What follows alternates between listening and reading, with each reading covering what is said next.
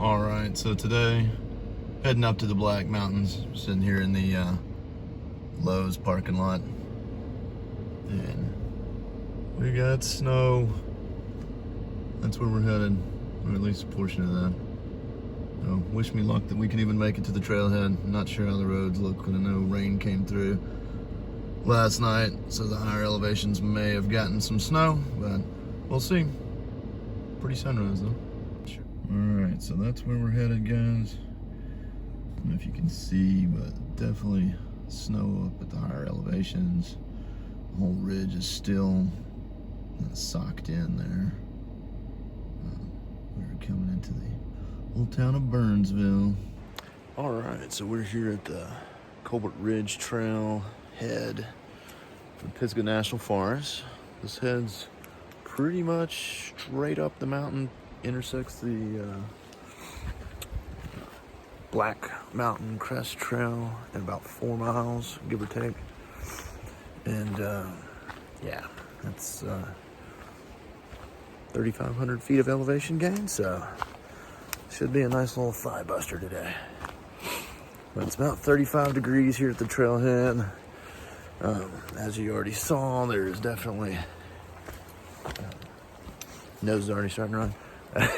It's definitely snow up at the top, and I fully expect it to still be there when I get to the top of the ridge. Not going all the way to Mount Mitchell today, although this trail does intersect right about where the Mount Mitchell State Park starts, if the way I read the map is correct. This is my first time in this area in the Black Mountains, so looking forward to checking it out, get some elevation, try to get up to the top of Winter Star, one of the other 6,000 foot peaks, not too far from where we intersect the Crest Trail. So see how it goes.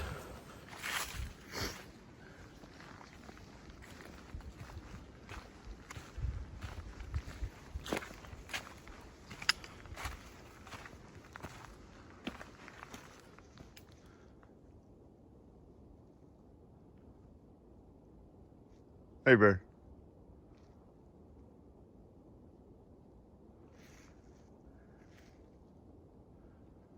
Huh.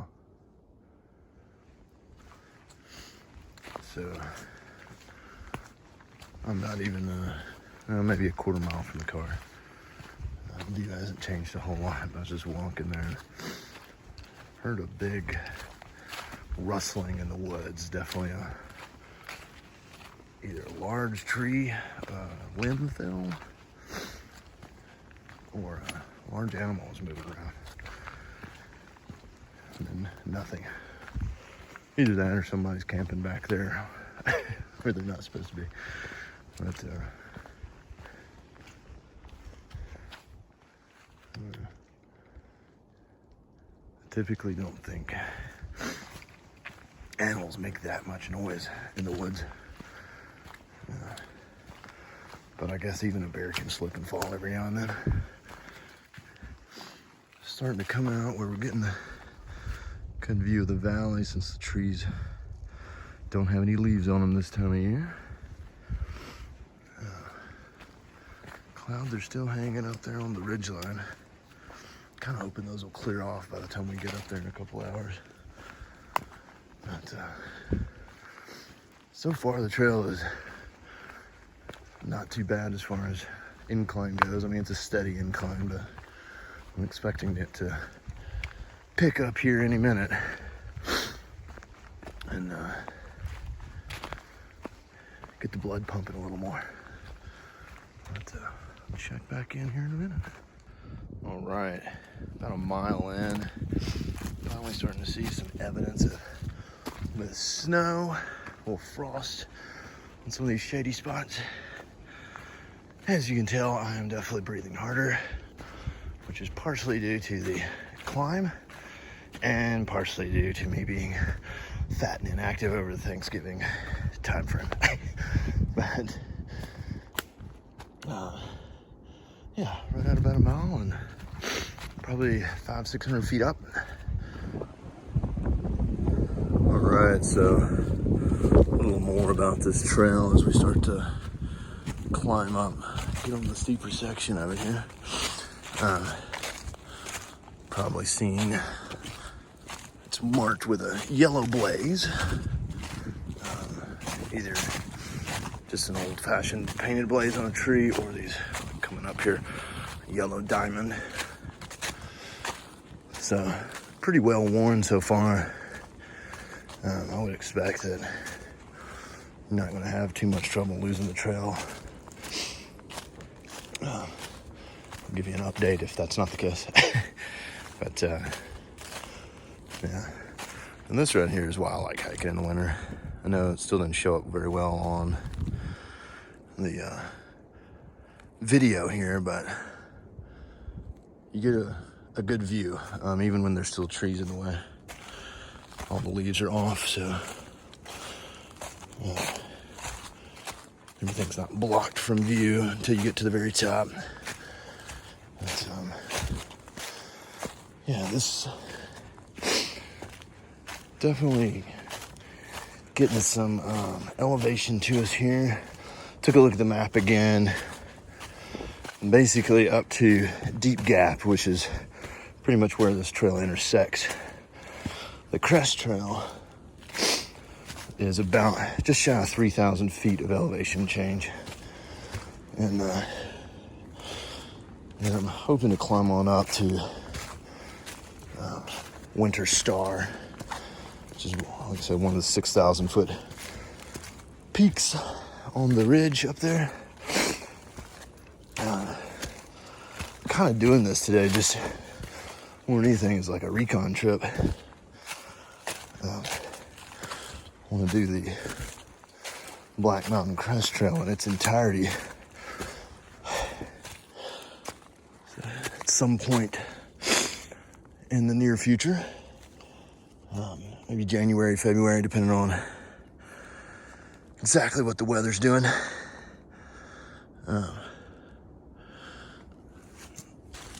It can get pretty nasty up there in the winter, for this part of the country at least, but usually still pretty traversable. If you're not familiar, that trail is about 12 miles from end to end, and generally, well, my plan, I guess, is start at the Bowlins Creek area. I think that's what it's called. And hike up to Mount Mitchell. It's been touted online as one of the toughest trails in the eastern United States, and if not the toughest trail, and all these sorts of things. So sounds pretty cool to me. I would probably want to do it in 2 days. And that's why I'm headed up here to see what I've read is pretty much the only good camping spots along the trail. One, the larger one, being at Deep Gap, and supposedly a smaller one near the top of Winter Star. Both of which are like 7-8 miles from Bowlins Creek. So we'll see how it goes.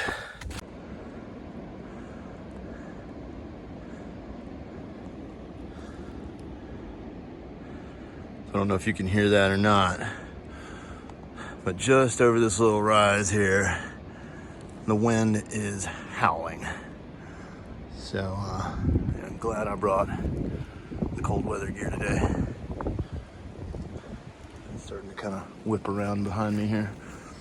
But definitely below freezing, judging by all the frost and snow on the trail, on the leaves still.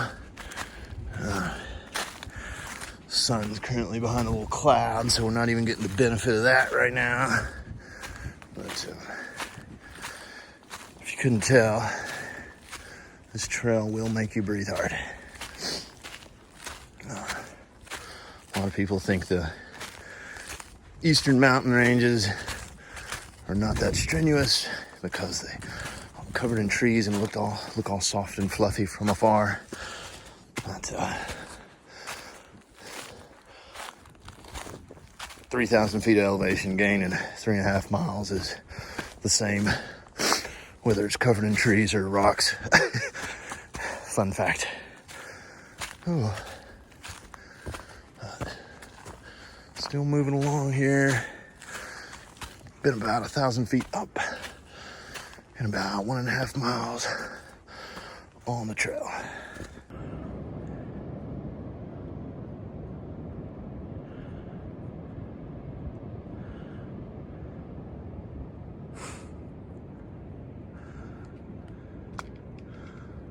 Ooh.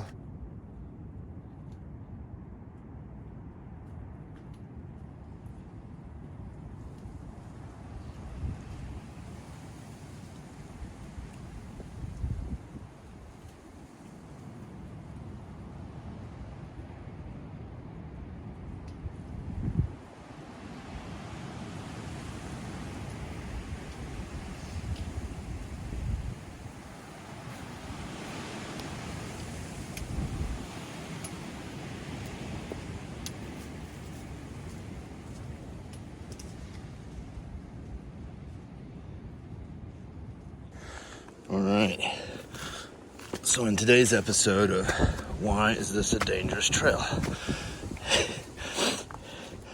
It's below freezing, slightly, and a lot of these rocks are covered in a thin layer of ice. That's black, of course, so you can't see it. And then when they're not, covered in wet moss, which is slick even when it's not freezing. So, definitely having to take my time through this section. It's pretty cool though. Getting up on this ridge where there's a lot more little look-offs and stuff.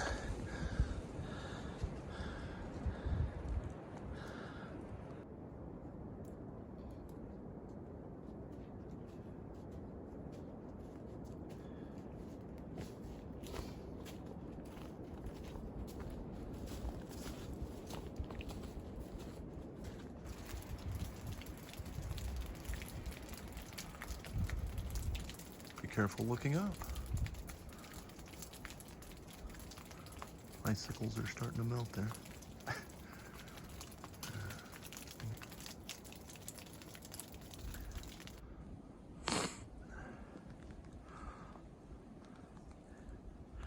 Definitely getting into a whole different ecosystem here. Should be right at, or maybe slightly above 5,000 feet at this point.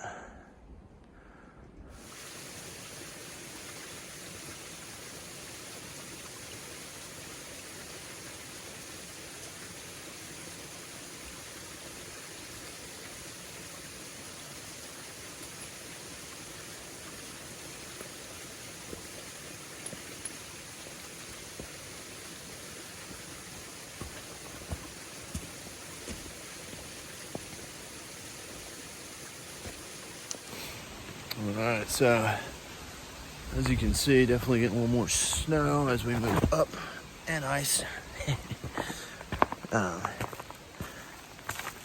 But there's still running water up here. According to the map, we're less than half a mile from Deep Gap, maybe only like 1/4 mile. So I'm not sure if that's the water source I read about or not. If it is, that's a pretty good hike from where the camping area is supposed to be.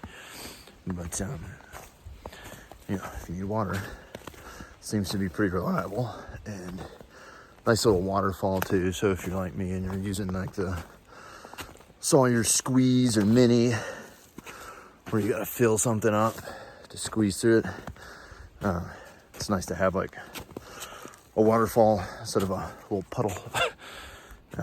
If you got a pump like the MSR Mini Works that I used to use, it's not as big of a deal. Of course, those are much heavier. So, anyway, more to come.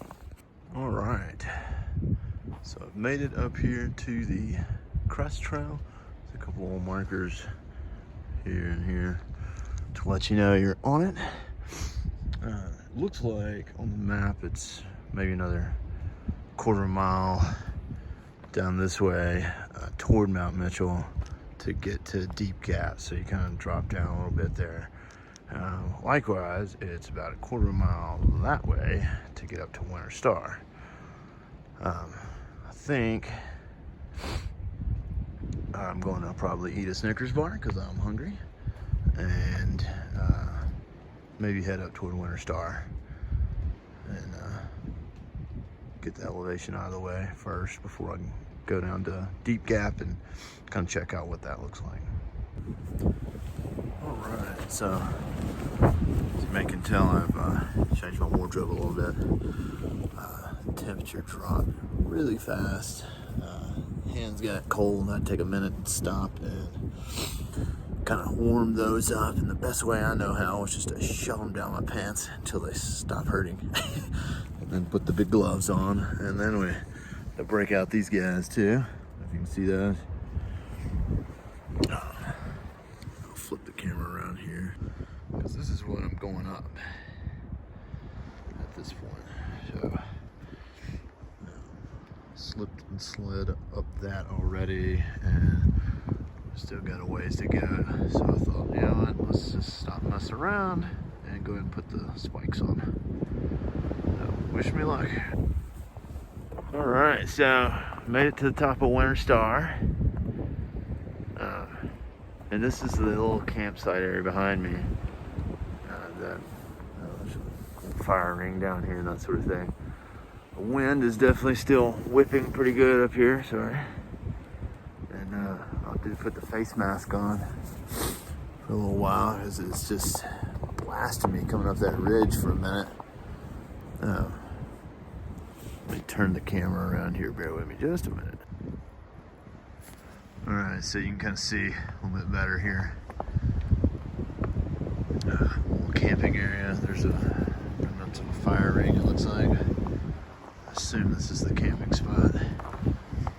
Actually starting to get our first glimpse of blue sky up here among the trees that are covered in snow. These things have just been blasted over the past 24 hours. I love seeing the snow like this, where it's just like caked on. These trees up here are pretty cool looking. So this is the first, like literally right now, the cloud is moving off to where you can kind of get blue sky straight ahead versus you can see how crazy this exposed area here gets as far as just getting caked with snow and ice.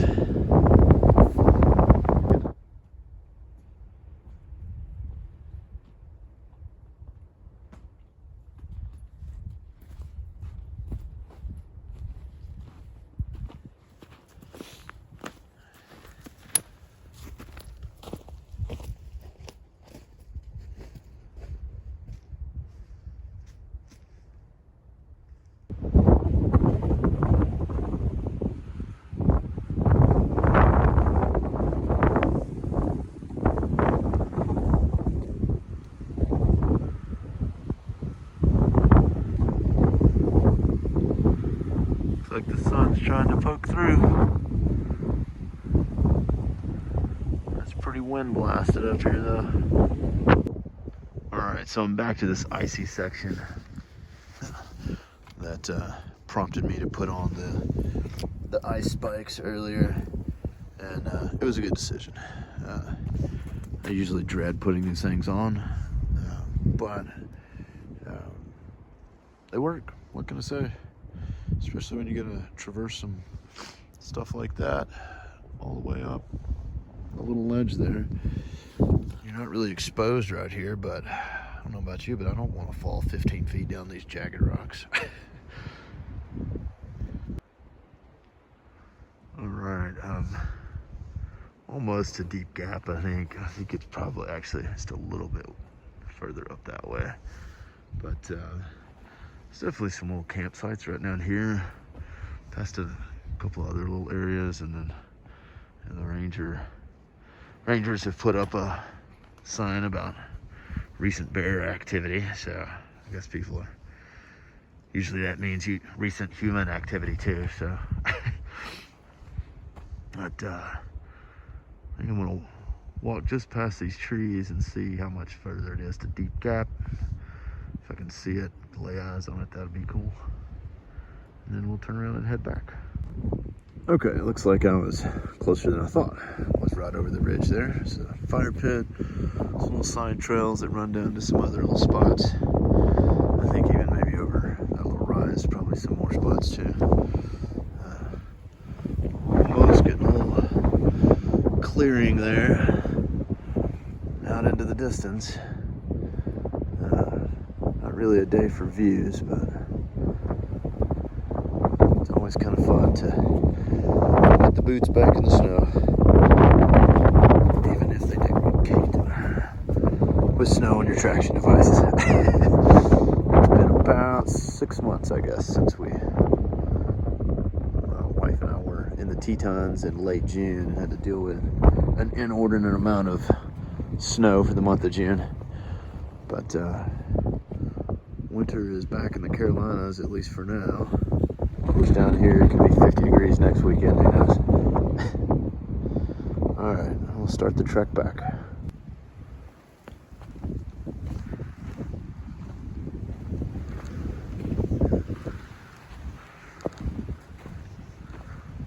I pretty much had the trail to myself today.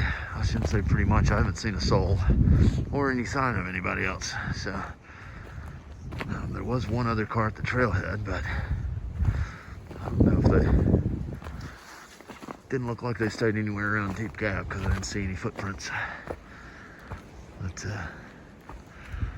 that's kind of one of the things I like about. There we go. You can probably hear me better now.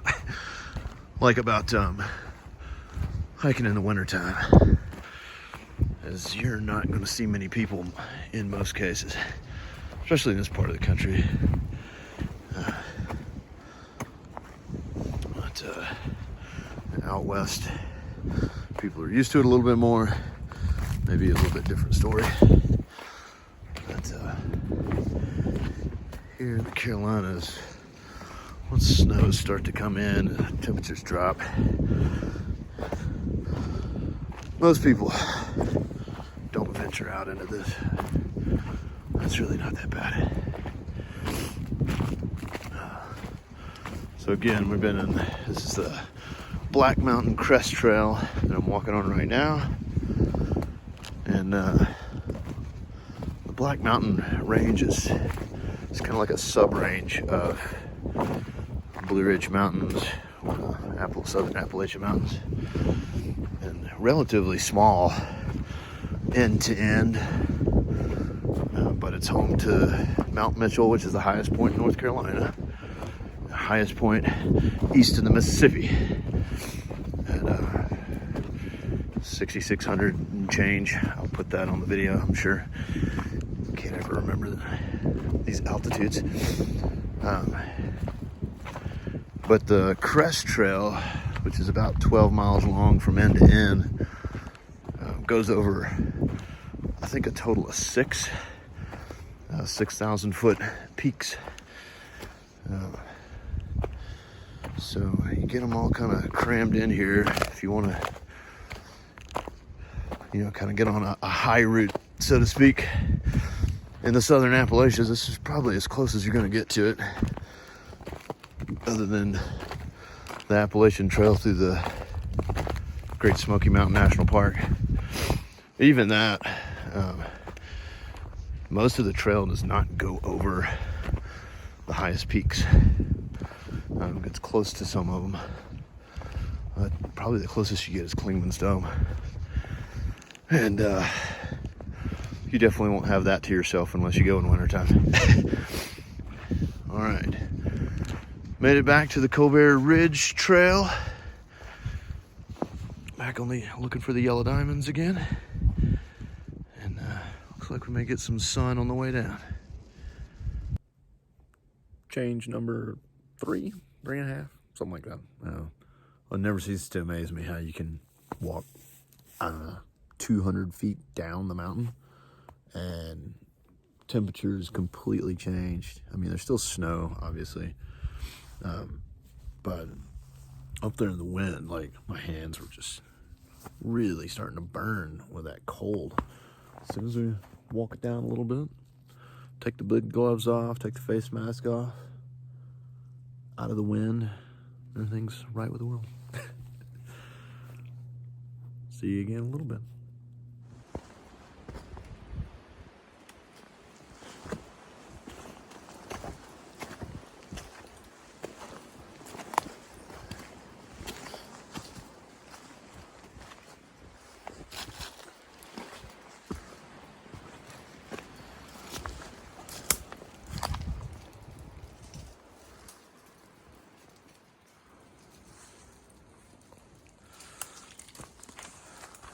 Icicles are falling.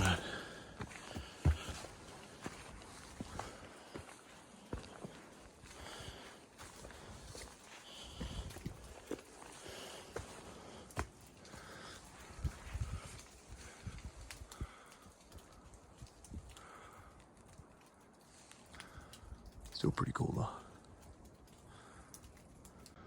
Now that I'm back down, halfway down the mountain, all those clouds up there are pretty much gone. There's still a few on that more northern side. Oh well. Next time we'll get a better view. This is pretty good though.